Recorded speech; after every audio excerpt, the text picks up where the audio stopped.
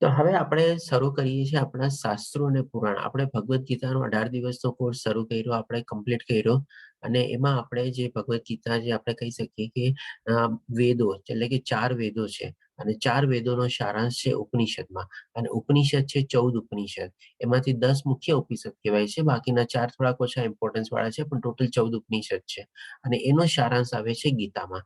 એટલે કે આપણે ભગવદ્ ગીતામાં આપણે ચારો વેદો અને ઉપનિષદ બધાનો સારાંશ રૂપી આપણે ભગવદ્ ગીતાનો 18 દિવસનો કોર્સ કમ્પ્લીટ કર્યો અને એમાં પણ આપણે 18 દિવસમાં દરેકે દરેક દિવસમાં જે મુખ્ય શ્લોક હતા એ આપણે સ્લાઇડ રૂપી કવર કર્યા. ક્યારેક ક્યારેક આપણે એમાં દ્રષ્ટાંતો જોયા, ક્યારેક કોઈક અલગ આપણે કમ્પેરિઝન જોયું જે ભગવાન શ્રી કૃષ્ણ આપણને સમજાવી અને ક્યારેક ક્યારેક એના સંદર્ભમાં આપણે કોક સ્ટોરીઓ અને આપણા શાસ્ત્રોમાંથી બધી જે હતી એ આપણે વર્ણવેલી અને એ રીતે આપણે બધા શ્લોકોનું આપણે પઠન કર્યું અને બધા શ્લોકો આપણે સમજવાની કોશિશ કરી અને એ રીતે આપણે સંક્ષિપ્તમાં 18 અધ્યાય કવર કર્યા. હવે એના ઉપરાંત આપણે થોડું ઘણું બાકી જે શાસ્ત્ર છે આપણા વેદ અને ઉપનિષદનું પણ જ્ઞાન લેવું જરૂરી છે. કારણ કે આ બધી ચીજ છે ને આપણે ઘણીવાર આપણે જે જ્ઞાન લેવા બેઠા હોઈએ ત્યારે જ્ઞાનને આપણે કમ્પ્લીટ રીતે જો મેળવવાની કોશિશ કરીએ ત્યારે જઈને આપણે જે ઘણી ચીજો સમજી ગયા હોય અથવા ઘણી ચીજો આપણને ઓછી સમજવામાં આવી હોય કે ઘણી ચીજોમાં આપણને સ્ટીલ હજી કોઈ કન્ફ્યુઝન કે ડાઉટ હોય તો આપણને આ જે બધું જે છે એનું આપણને એડિશનલ તરીકે જ્ઞાન તરીકે બધું આપણું અજ્ઞાન દૂર કરે અથવા તો આપણા ડાઉટ કન્ફ્યુઝન ની બધું આપણને દૂર કરે. તો આ બધું જ્ઞાન બી લેવું જરૂરી છે આપણે.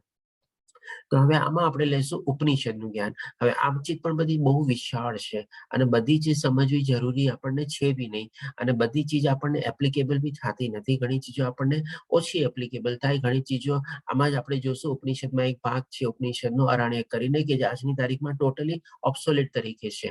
તો આ રીતે આપણા માટે જે મુખ્ય છે અથવા જે જરૂરી છે અથવા જે અગત્યનું છે એ આપણે એને સમજવાની કોશિશ કરશું. જેવી રીતે આપણે 18 દિવસમાં જે મુખ્ય શ્લોકો સમજ્યા એ પ્રમાણે. તો સૌથી પહેલા આપણે જોઈએ કે આ બધા વેદોનું જે આપણે કેવી રીતે આવ્યા, કેવી રીતે ઉદ્ભવ્યા અને કેવી રીતે બધા જન્મા. તો સૌથી પ્રથમ આવે છે શ્રુતિ પ્રસ્થાન એટલે કે જે સાંભળ્યું છે મૂળ વેદ. વેદ વ્યાસ દ્વારા વેદોને 4 શ્રેણીઓમાં વહેંચવામાં આવ્યા છે. એટલે ભગવાન શ્રી વેદવ્યાસજી પણ એક ભગવાન શ્રી કૃષ્ણ જેને આપણે અવતરિત કહી શકીએ. કારણ કે પ્રથમ એટલું બધું સરસ જ્ઞાન હતું અને એ રીતે એમને આત્મ સાક્ષાત્કાર બધું થયેલું હતું. તો ભગવાન શ્રી કૃષ્ણની સ્મૃતિમાં એ વેદવ્યાસની એમની સ્મૃતિમાં એમાં આવે છે અને એ એને ફરીથી કહે છે અને પોતે બધું લખે છે. એટલે એ આપણે કહી શકીએ કે શ્રુતિ પ્રસ્થાન. એણે બધું અનુભવ્યું અને બધું જાણ્યું અને પોતાનું અંદરમાં સાંભળ્યું બધું અને એ રીતે એને પોતાના 4 વેદોનું આપણે સંકલન કર્યું. પછી આવે છે સ્મૃતિ પ્રસ્થાન. તો સ્મૃતિ પ્રસ્થાનમાં આપણે તમને ખ્યાલ હોય તો 4થા અધ્યાયમાં એક શ્લોક હતો જેમાં ભગવાન શ્રી કૃષ્ણ પોતે કહે છે કે આ જ્ઞાન જે હવે તને દેવા પ્રદાન કરી જ્યારે રહી રહ્યો છું એ મેં સૌથી પહેલા વિવાસવનને આપ્યું, વિવાસવને મનુને આપ્યું, મનુએ પછી બાકી બધા ઈશ્વાકુનોને બધાને આપ્યું. તો હવે જે મનુની જે સ્મૃતિમાં હતી, સ્મૃતિ એટલે કે યાદ શક્તિ એટલે કે જેની યાદમાં હતી એટલે કે આપણે કહી શકીએ જ્યારે ભગવાન શ્રી કૃષ્ણે બધું જે જ્ઞાન આપ્યું હતું એટલે કે એક હાર્ડ ડિસ્કમાંથી બીજી હાર્ડ ડિસ્કમાં બધું ઇન્સ્ટન્ટ ટ્રાન્સફર થઈ ગયું હતું. એવી ટાઈપની બધાની લોકોની મનસ્થિતિ હતી, એવી ટાઈપના બધાના બ્રેઇન વિકસેલા હતા કે જે એકવાર એક સરસ રીતે કે તો પૂરેપૂરું માઇન્ડમાં બેસી જતું હતું, સમજાઈ જતું હતું અને યાદ બી રહી જતું હતું.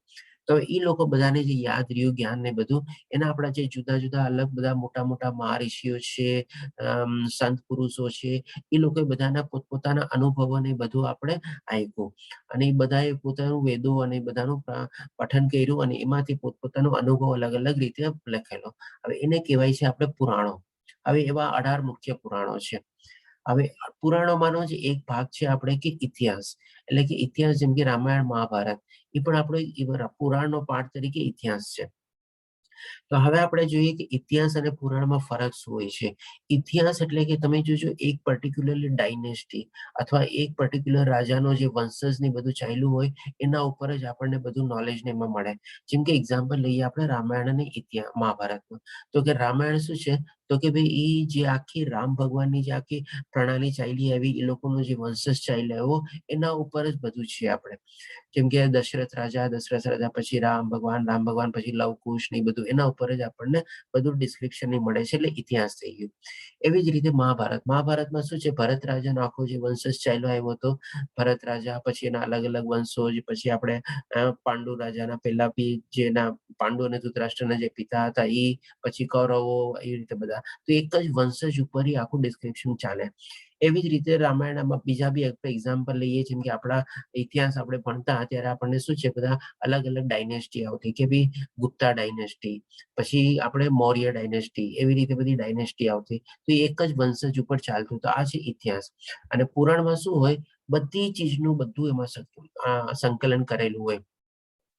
એમાં નોટ ઓનલી આપણે રાજાએ બધાને પોતાની પ્રજાને બધાનું કેવી રીતે કર્યું, પણ એ બધી પ્રજાઓ બધા કેવી રીતે જીવતી, એ ટાઈમમાં શું શું ચીજ ચાલતી, શું ચીજ કેવી રીતે બધી પ્રચલિત હતી, એ બધી ચીજ, એટલે આપણે કહે ને કે સોશિયલ, પોલિટિકલ, ઇકોનોમિક બધી ચીજોનું એમાં વર્ણન હોય. અને એના સિવાય બી એક પર્ટિક્યુલર ડાયનેસ્ટી સિવાય બી બધાનું ઘણું બધું એમાં વર્ણન હોય. એ થયો પુરાણ. એટલે કે આ બે ડિફરન્સ છે આપણે ઇતિહાસ અને પુરાણ વચ્ચેનો ફરક. હવે જેમ કે પછી આવે છે મનુસ્મૃતિ. એટલે મનુસ્મૃતિ બી જે ભગવાન શ્રી કૃષ્ણ મનુને જે ઈક્ષ્વાકુ પછી જે મનુને જ્ઞાન મળ્યું, સોરી, વિવાસન પછી જે મનુને જ્ઞાન મળ્યું, એ બધું એની માઇન્ડમાં જે રહેલું હતું એ સ્મૃતિ દ્વારા, યાદશક્તિ દ્વારા. તો આ બધું સ્મૃતિનો પાર્ટ છે, જસ્ટ એક્સપ્લેન કરવા માટે કે ભાઈ પુરાણ, ઇતિહાસ અને મનુસ્મૃતિ. અને મનુસ્મૃતિ પછી જે બધી અલગ અલગ આપણે ગુરુ શિષ્ય પરંપરાઓ આવી એ પ્રમાણે. અને ત્યાર પછી આવે છે ન્યાય પ્રસ્થાન. ન્યાય પ્રસ્થાન એટલે કે વેદાંત સૂત્ર. હવે વેદ વ્યાસ મુનિએ વેદોનું આપણે સરસ રીતે પોતે લખી લીધા, અને એના હાથેથી બધું ચારેય વેદોનું સંકલન થયું. ઉપનિષદો એમણે લખ્યા. ઉપનિષદો લખ્યા પછી ભગવદ્ ગીતા થઈ. ભગવદ્ ગીતાથી પછી આ બધું લખ્યા પછી શું છે, ટાઈમમાં ઘણા બધા એવા, એ પણ આપણે ચોથા અધ્યાયમાં એક સ્લાઇડમાં કવર હતી, વેદ વ્યાસ મુનિજીનો ફોટો હતો અને નીચે લખતા હતા, અને એ ટાઈપનું પિક્ચર હતું. તો એ ટાઈપમાં બી શું છે, ઘણા બધા અલગ અલગ પોતપોતાના ઇન્ટરપ્રિટેશન ને બધા જાયગા, જે વેદો અને ઉપનિષદમાંથી. હવે એ પોતે પોતાનો આમ પ્રચલિત કરવા લાગ્યા. એટલા જ માટે ભગવાન શ્રી કૃષ્ણ શું કહે છે કે સમયકાળે, એટલે કે અંતરકાળે એ પ્રથા તૂટી ગઈ, ગુરુ શિષ્ય પરંપરા તૂટી ગઈ, અને ફરીથી હું તને આજે જ્ઞાન પ્રદાન કરવા દઈ રહ્યો છું.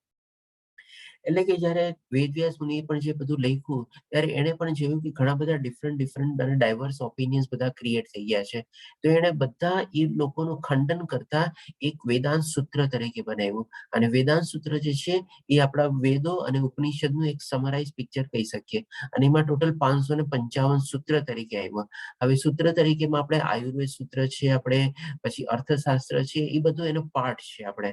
તો એ સૂત્ર રચ્યા, અને સૂત્ર રચીને એને જે મેઇન જે ફેક્ટ હતી, જે એસેન્સ હતું, એ બધાનું સમરાઇઝ કરીને લખ્યું. અને એમાં જે ખોટા ખોટા ઓપિનિયન બધા હતા એ બધામાં એને ખંડિત કર્યા. તો આ થયું આપણે ન્યાય પ્રસ્થાન. એટલે કે બધા ચીજને એને ન્યાય આપ્યો કે ભાઈ આ ચીજ સાચી છે, નહીં કે આ બધા આપણા પ્રચલિત ને બધું છે. અને તર્ક સાથે એને પોતાની લોજિક અને આર્ગ્યુમેન્ટ સાથે બી સમજાવેલું એક એક સૂત્રમાં. એટલે 555 સૂત્રમાં આપણે કહી શકીએ તો આપણે વેદો અને ઉપનિષદનું સારાંશ રીતે બી આવેલું છે. હવે આપણે આ જસ્ટ એક બેકગ્રાઉન્ડ તરીકે આપણે આખું ઇન્વોકેશન સ્લાઇડની છે, બેકગ્રાઉન્ડમાં બી આ એકનું બેકગ્રાઉન્ડ થયું કે વેદો અને ઉપનિષદનું બધાનું બેકગ્રાઉન્ડ છે.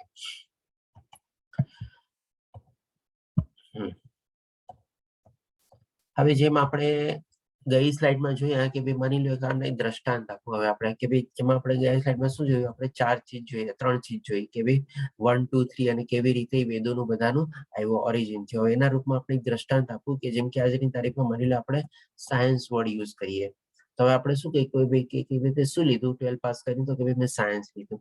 હવે સાયન્સમાં પણ શું અલગ અલગ ભાગ હોય, જેમ કે ફિઝિક્સ, કેમેસ્ટ્રી, બાયોલોજી, મેથ્સ ને એવી રીતે. તો એ રીતે આપણે એ બધાને સમજી શકીએ કે ભાઈ આપણે જે વેદો અને આપણા જે ઉપનિષદો ને બધા જે છે એ કેવી રીતે આવી રીતે બધા જૈનમાં. તો કે ભાઈ આપણે સાયન્સના રૂપમાં જે અલગ અલગ બધા પાર્ટ છે, સ્મૃતિ રૂપ છે, સ્તુતિ રૂપ છે, અને લાસ્ટમાં આપણે તર્ક એટલે કે જે પ્રમાણે વેદવ્યાસીએ વેદાંત સૂત્રો રચ્યા એ પ્રમાણે. એ રીતે આપણે સમજી શકીએ. જસ્ટ એક્ઝામ્પલ તરીકે હવે આપણે આવે છે વેદોનું પણ આંતરિક વિભાજન. હવે એ જ એક્ઝામ્પલને કન્ટિન્યુ કરીએ. જેમ કે આપણે સાયન્સને આપણે અલગ અલગ સ્પ્લિટ કરી નાખ્યા, ફિઝિક્સ, કેમેસ્ટ્રી, બાયોલોજી, મેથ્સ. હવે માની લો કોઈ એક પકડાઈ ગયું બાયોલોજી. હવે બાયોલોજીનું પણ આપણે શું હોય ડિવિઝન, તો કે બોટાની, ઝૂલોજી, ફિઝિયોલોજી ને એવી રીતે. અથવા તો મેથેમેટિક્સને લઈએ તો મેથેમેટિક્સનું શું ડિવિઝન હોય, તો કે ભાઈ એરેથમેટિક, એલ્જેબ્રા, જ્યોમેટ્રી, મેન્સુરેશન, કેલ્ક્યુલસ અને એવી રીતે. તો આ રીતે પણ વેદોનું પણ એક સબ ડિવિઝન છે એમાં. હવે વેદોનો એટલે આંતરિક વિભાજન, એટલે કે જેમ શું કહેવાય બાયોલોજી અને મેથેમેટિક્સનું જેમ આપણે એક્ઝામ્પલ લીધો, એવી રીતે કે વેદોનું પણ આપણે વિભાજન જોઈએ, આંતરિક વિભાજન શું છે. તો સૌથી પહેલા આમાં આવે છે સંહિતાઓ. હવે સંહિતાનું જો લિટરલ મિનિંગ જોવા જઈએ ને, તો કે બધી ચીજોને ભેગી કરવી. અથવા તો બધી ચીજોને એસેમ્બલ્ડ કરવી. આપણે જેમ એક ચીજ હોય, કોઈ પણ એક ચીજ માની લો આપણે કે એક્ઝામ્પલ લઈએ મોબાઈલનો. તો એ મોબાઈલમાં શું હોય, ઘણી બધી ચીજો એસેમ્બલ્ડ કરેલી હોય. બધી ચીજોને ભેગી કરે ત્યારે જઈને એક ઇન્સ્ટ્રુમેન્ટ બને અથવા એક મશીન બને. એટલે કે સંહિતા એટલે કે શું છે, ઈ ટાઈમમાં જે બધા વેદો અને જે ઉપનિષદોને બધા લખાણા, એ બધા છૂટા-છવાયા અલગ-અલગ રીતે કોઈક એક પન્નામાં લખેલું, કોઈ બીજામાં, કોઈ ત્રીજામાં. એટલે બધા મંત્રો અને બધા જે આપણું શાસ્ત્ર હતું, બધાને ભેગું કરવામાં આવ્યું. ભેગું કરીને એનો એક સંગ્રહ કરવામાં આવ્યો અને એક જગ્યાએ એને સ્થાપિત કરવામાં આવ્યા. એટલે એને આપણે કહીએ છીએ સંહિતાઓ. પછી આવે છે બ્રહ્મ. હવે બ્રહ્મ ને એને શું, પછી આપણે જેમ કે બધી જગ્યાએ બધું નોટ્સ ને આ ને તે ને મંત્ર ને બધું હોય, ભેગું કરી લીધું. પછી હવે આપણે એને ચોપડી રૂપમાં બનાવીએ. એટલે કે ગદ્ય ગ્રંથો કે જે તકનીકી ઢબે ગંભીર વિધિની ચર્ચા કરે છે, તેમજ તેમના અર્થ અને ઘણા જોડાયેલા વિષયો પર ટિપ્પણી કરે છે. હવે આમાં એક એકદમ સીધો સાધો આપણે દાખલો લઈએ ભગવદ્ ગીતાનો. ભગવદ્ ગીતાનો આપણે જેમ કે દાખલો લઈએ, તો એમાં સૌથી પહેલા શ્લોક હોય. શ્લોક પછી શું હોય, એનું ટ્રાન્સલેશન હોય અથવા અનુવાદ હોય. અનુવાદ પછી શું હોય, એના ઉપર ટિપ્પણી હોય અથવા પરપટ હોય અથવા એક્સપ્લેનેશન હોય કે વોટ એવર ઇટ ઇઝ. તો આ રીતે જે બધા ગ્રંથો, સોરી, પેલા બધા સંકલન થયા બધા મંત્રોની બધાનું, પછી હવે એની ચોપડી રૂપે રૂપાંતર થયું. કે ભાઈ દરેકે દરેક મંત્રો ને બધા લખાણા, એનું પછી તકનીકી ભાવે આપણે શું કહીએ કે ભાઈ ગંભીર ચર્ચા થઈ કે ભાઈ એનું મિનિંગ શું છે, એનો કેવી રીતે આપણે અનુવાદ કરવો નહીં. અને એ કર્યા પછી એની સાથે જોડાયેલા વિષયો ઉપર બધા ઉપર ટિપ્પણી થઈ, જેમ કે પરપોર્ટ અથવા એક્સપ્લેનેશન અથવા summary whatever it is કહીએ. તો એક એક તમને દાખલા તરીકે સમજાવતો જાઉં છું, જેથી કરીને આપણને સમજાઈ જાય. કારણ કે આ બધી ચીજ છે ને, થોડી ઘણી પહેલી વાર આપણે સાંભળીએ તો આપણને થોડીક પેલી ડિફિકલ્ટ લાગે સમજવી. પછી આવે છે હવે એક વેદોનું જે પણ આરણ્યક. હવે આરણ્યકનો મિનિંગ શું? આરણ્ય એટલે કે જંગલ. તમે મિનિંગ ટાઈપ કરશો, તમને આખું ચીજ મળી જશે બધી. આરણ્ય એટલે જંગલ. તો હવે એ ટાઈમમાં બધા ઋષિ મુનિઓ અને બધા સંતો ને બધું શું કરતા, જંગલમાં જઈને ભગવાનની આપણે સ્તુતિ કરતા, પ્રાર્થના કરતા, તપસ્યા કરતા. અને એ પ્રમાણે કરીને એ લોકોને પોતાની અંદરનો આત્મ સાક્ષાત્કાર થતો. તો હવે એ લોકો જે પોતાનો અનુભવ ને બધું જે છે, એ લોકોએ પણ પોતાના એક ગ્રંથોને બધું લખ્યું કે ભાઈ કેવી રીતે સરસ રીતે આપણે સાધના કરી શકીએ અથવા ભગવાનની સ્તુતિ કરી શકીએ જંગલમાં રહીને, અને આપણને આત્મ સાક્ષાત્કાર થઈ શકે જો આપણે એવી તપસ્યામાં આપણે ઇન્વોલ્વ થઈએ તો. એટલા માટે થયા બધા શું આપણે કહીએ ભાઈ જંગલના ગ્રંથો અથવા વંશંધીઓ. અને આ રીતે બધા ધાર્મિક વિધિઓ અને વિવિધ પ્રકારનું વધારાની સામગ્રીની ચર્ચાઓ અને અર્થઘટનો થઈ. હવે આના રેફરન્સમાં આપણે હું આપું છું કે આપણે જ્યારે છઠ્ઠો અધ્યાય કવર કર્યો હતો ધ્યાન યોગ, તેમાં આખું અષ્ટાંગ યોગ આવે છે. તો એ અષ્ટાંગ યોગની એક એક ચીજની એ લોકોએ જે લોકોએ પ્રેક્ટિકલી રીતે કરેલું હોય એને પણ સરસ રીતે વર્ણવેલું છે બધી ચીજમાં. હવે આજની તારીખમાં મેં જેમ સ્ટાર્ટિંગમાં કીધું ને, ઘણી ચીજો ઓબ્સોલિટ છે, આપણા માટે પ્રેક્ટિકલ છે નહીં. તો આજે જે કલયુગમાં આપણે છીએ, આપણા માટે એ બધી ચીજ આપણે કરવું પ્રેક્ટિકલ છે નહીં. આપણે શું છે અત્યારે મંત્ર જાપ કરીએ છીએ, માળા કરીએ છીએ, એ જ રીતે આપણા માટે અત્યારે કરી શકાય એવું છે. તો આ ચીજ અત્યારે આરણ્ય જો જોવા જઈએ ને, તો ઇટ ઇઝ ઓલમોસ્ટ ટોટલી ઓબ્સોલિટ અને ટોટલી ઇમ્પ્રેક્ટિકલ જેવું થઈ ગયું છે. કારણ કે આ રીતે કોઈ કરતા નથી. હવે આવે છે મેઇન આપણે ઉપનિષદ. આ વેદોનો જ ભાગ છે. હવે આવા 14 ઉપનિષદ છે. 14 ઉપનિષદમાંનો એક આપણે લેશું ઈશો ઉપનિષદ. હવે ઉપનિષદ એટલે કે વેદોનો, એટલે એ આપણે કહી શકીએ કે જેમ ભગવદ્ ગીતાને આપણે યુઝર મેન્યુઅલ અથવા પ્રેક્ટિકલ ગાઈડ તરીકે આપણી લાઈફમાં યુઝ કરીએ છીએ, તો ઉપનિષદ પણ ઈ જ છે. એ બધા ઉપનિષદમાંનો મેઇન જે છે આપણે સોરી વેદોમાં જે છે, ઉપનિષદમાં જે છે એનો પાર્ટ તરીકે, વેદોનો પાર્ટ તરીકે જે છે, એ જે પ્રેક્ટિકલ ગાઈડ તરીકે છે એ આવે છે ઉપનિષદ. એટલે કે હવે આપણે ઉપનિષદમાં જે જે આપણને ચીજ આજની તારીખમાં રિલેવન્ટ છે અથવા તો આપણે એને કરવી જોઈએ, જે આજને નથી કરતા અથવા તો જાણવું જોઈએ. હવે એ ઉપનિષદ જે છે, 14 ઉપનિષદમાંથી ઈશો ઉપનિષદ જે છે એ આપણે કવર કરશું, જેમાં 18 મંત્ર છે આપણે. તો આ જસ્ટ એક બેકગ્રાઉન્ડ આપની સમક્ષ થયું. હવે આપણે ઉપનિષદ વિશે જાણી લઈએ થોડું ઘણું કે ભાઈ એ શું છે એકચ્યુઅલી. કે ભાઈ ઉપનિષદ એટલે આધ્યાત્મિક ગુરુની પાસે બેસવું. હવે ઉપનિષદ પણ શું છે, ઘણી બધી ગુપ્ત ભાષામાં એમાં લખાયેલું છે. મોસ્ટલી છે કે ભાઈ દેવનાગરી ભાષામાં લખાયેલું છે. પણ દેવનાગરીમાં ઘણા બધા વેરિયન્ટ અને વર્ઝન આપણે કહી શકીએ. જેમાં આપણે કહીએ ને ભાઈ ગુજરાતી આપણે બોલતા હોઈએ, પણ ગુજરાતીમાં પણ શું, તમે આપણે ગુજરાતમાં જાઓ ને, એમાં એક કહેવત બી છે, ભાઈ ગામે ગામે બોલી બદલાય. એટલે કે તમે અમુક એક ગામમાં રહેતા હો, અમુક કિલોમીટર પછી જરા બીજા ગામમાં જાઓ તો એની બોલવાની પાછી સ્ટાઇલ અલગ હોય. એક જ શબ્દની બીજી રીતે બોલતા હોય, અથવા બીજા ભાષામાં, એટલે કે બીજા ભાષામાં નહીં પણ બીજી રીતે આપણને બોલાવે. તો આ રીતે પણ એના ઘણા બધા વર્ઝન ને વેરિયન્ટ બધા હોય છે. એટલે કે દેવનાગરી ભાષાના બી. તેથી તે ઘણી અર્થઘટન કરી શકાય. હવે ડેફિનેટલી જેવા શબ્દ બોલાય, જેવું ઉચ્ચારણ બોલાય, એ પ્રમાણે એક શબ્દના મિનિંગ બી ઘણા બધા નીકળી શકે છે. તો જેને સાચું માર્ગદર્શન ને બધું જોતું હોય, જ્ઞાન જોતું હોય, ડેફિનેટલી એક સાચા ગુરુના માર્ગદર્શન હેઠળ આ મેળવવું જોઈએ. આ રીતે આપણે ઉપનિષદ છે. હવે ઈશોપનિષદ, હવે જે આપણે અત્યારે મેઇન લઈ રહ્યા છે, એટલે કે આપણે બેકગ્રાઉન્ડ ને સમજતા સમજતા આપણે મેઇન ટોપિક ઉપર આપણે આવી ગયા, આપણે આપણા ઈશોપનિષદ. હવે એ શું છે તો કે ભાઈ યજુર્વેદનો જ એક ભાગ છે. હવે જે મુખ્ય પ્રકારનો વેદ છે ને, કે જેને આમ બહુ આમ ઇમ્પોર્ટન્સ અપાય છે, કારણ કે એ પ્રેક્ટિકલ છે અને એમાં ઘણી બધી ચીજો એમાં લખેલી છે કે જે આપણે કરવી જોઈએ અને આપણે સમજવી બી જોઈએ. હવે 10 મુખ્ય ઉપનિષદમાંનો એક, અહીંયા 10 મુખ્ય છે, એટલે કે 14 ટોટલ ઉપનિષદ છે, એમાંથી 10 ને મુખ્ય ગણવામાં આવે છે અને એ 10 મુખ્યમાંનો પણ એક આપણે જે અત્યારે લઈ રહ્યા છે એ છે આપણે ઈશોપનિષદ. હવે ઈશોપનિષદના કેરેક્ટરિસ્ટિક્સ એટલે ફીચર્સ, ની જે લાક્ષણિકતા છે એ અહીંયા વર્ણવેલી છે કે તે સ્વભાવથી વિશ્લેષણાત્મક, એટલે કે ઘણું સરસ રીતે ડિટેલમાં ડિસ્ક્રિપ્શનમાં લખેલું છે. દાર્શનિક એટલે કે પ્રેક્ટિકલ ઓરિએન્ટેડ છે અને એ ચીજને આપણે આપણી લાઈફમાં આપણે પ્રેક્ટિકલી રીતે આપણે કરવી જોઈએ, એ રીતે આપણે એને દાર્શનિક છે. અને સાથે સાથે ખૂબ જ કાવ્યાત્મક, એટલે કે પોએટ્રીના રૂપમાં આપણે કહી શકીએ ને છે, અને પ્રાર્થનાત્મક પણ છે. આમાં ઘણી જગ્યાએ આપણે ભગવાનની કેવી રીતે સ્તુતિ કરવી જોઈએ, પ્રાર્થના કરવી જોઈએ, એ બધી ચીજ બી આપણને આ મંત્રમાં આપણે કવર કરશું. ઘણી ચીજો આપણે જાણવી છે, ઘણી ચીજો માટે આપણે જ્ઞાન મેળવવાનું છે અને ઘણી ચીજો આપણે એપ્લાય કરવાની છે. એ 18 મંત્રમાં કવર કરશું આપણે.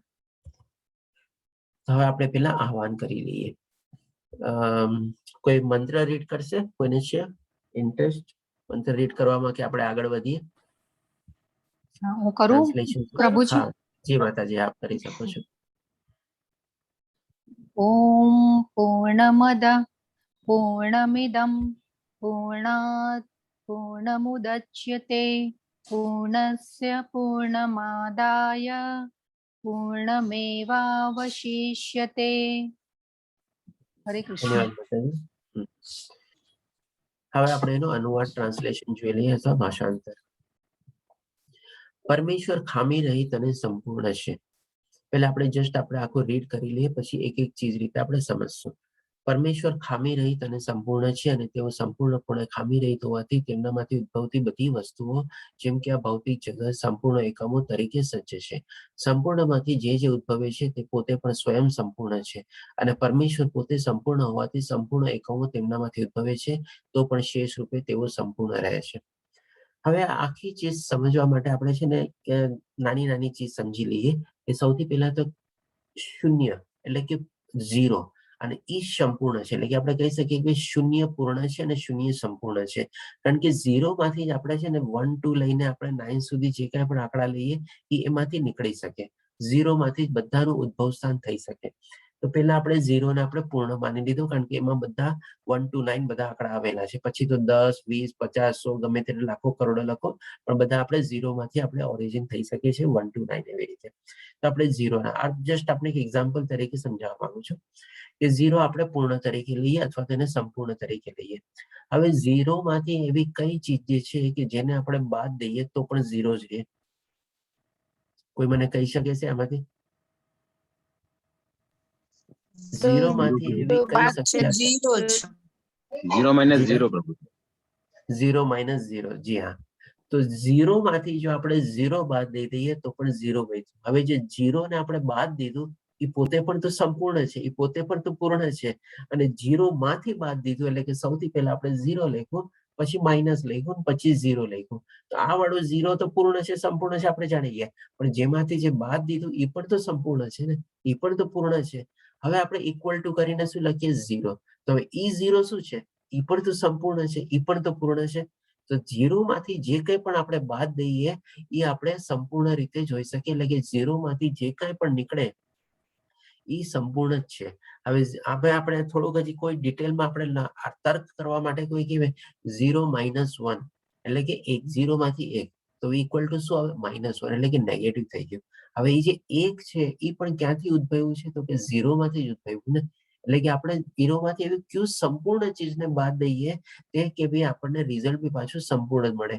એટલે કે 0 માંથી જે કાંઈ પણ આપણે બાદ દઈ શકીએ સંપૂર્ણ રીતે તો એ 0 જ છે, અન્યથા બીજું કોઈ ચીજ છે નહીં.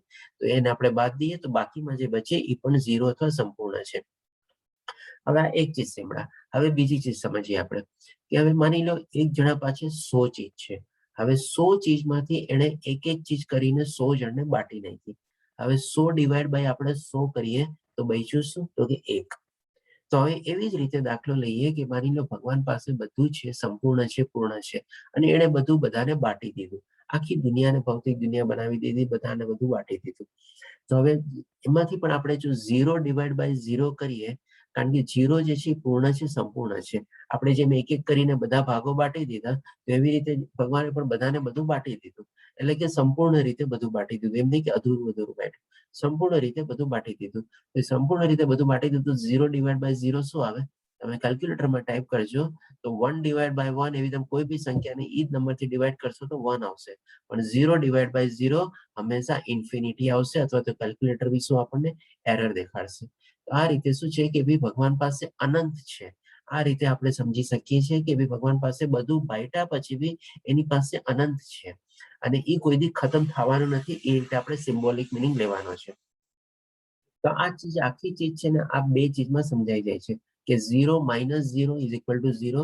0 માંથી જે બી ઉદ્ભવે એ પણ સંપૂર્ણ છે, કારણ કે 0 પોતે સંપૂર્ણ છે અથવા પૂર્ણ છે અને 0 માંથી બધું નીકળી બી ગયું હોય તો પણ ઇન્ફાઇનાઇટ છે. એટલે કે હંમેશા એની પાસે અસીમ છે, અમાપ છે કે જેનો અનંત છે, કોઈ દી અનંત થવાનો જ નથી.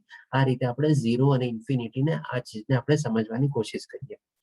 હવે આપણે થોડું વર્ડ ટુ વર્ડ આપણે સમજીએ. એક આપણે દાખલા રીતે સમજી લીધો. બે ચીજ હંમેશા ખ્યાલ રાખજો કે પૂર્ણ સમજવું હોય તો 0 માઇનસ 0 ઇઝ ઇક્વલ ટુ 0 અને 0 divide by 0 is equal to infinity. નહીં કે પાછું 0 કે 1 પરમેશ્વર ખામી રહિત અને સંપૂર્ણ છે. પરમેશ્વરમાં કોઈ જાતની કોઈ ખામી નથી અને સંપૂર્ણ છે, બધી રીતે પૂર્ણ છે. આપણે ભગવાનનો 6 ઐશ્વર્ય જોઈ ગયા હતા આપણે જ્યારે ભગવદ્ ગીતાના 18 દિવસના ક્લાસીસ લેતા હતા. એ 6 ઐશ્વર્યમાં શું હતું? સૌથી પહેલા સુંદરતા, પછી કીર્તિ, પછી આપણે જ્ઞાન, નોલેજ, પછી શક્તિ અને વેલ્થ અને એટલે કે વૈભવ અને લાસ્ટમાં આવે છે કે રેનન્સિએશન એટલે કે ત્યાગ. એટલે કે ભગવાન આ બધું હોવા છતાં બધું સંપૂર્ણ રીતે ત્યાગ બી કરેલું છે. એટલે કે ભગવાન સંપૂર્ણ છે અને ખામી રહિત છે અને તેઓ સંપૂર્ણપણે ખામી રહિત હોવાથી તેમનામાંથી ઉદ્ભવતી બધું વસ્તુઓ જેમ કે આ ભૌતિક જગત, એક એક્ઝામ્પલ તરીકે લીધું, ભૌતિક જગત સંપૂર્ણ એકમો તરીકે સજ્જ છે. હવે એ જ અહીંયા પાછું 0 માઇનસ 0 એપ્લાય કરો કે આ બધું ભૌતિક જગત એ બધું ભગવાનમાંથી જ નીકળેલું છે આપણે અને એ પણ પાછું સંપૂર્ણ રીતે સજ્જ છે. હવે હજી આગળ સમજીએ. સંપૂર્ણમાંથી જે ઉદ્ભવે છે તે પોતે પણ સ્વયં સંપૂર્ણ છે. એટલે કે 0 માઇનસ 0 એ પાછું સંપૂર્ણ જ છે આપણે ડેફિનેટલી. અને પરમેશ્વર પોતે સંપૂર્ણ હોવાથી એટલે કે પહેલું 0 સંપૂર્ણ હોવાથી સંપૂર્ણ એકમો તેમનામાંથી ઉદ્ભવે છે.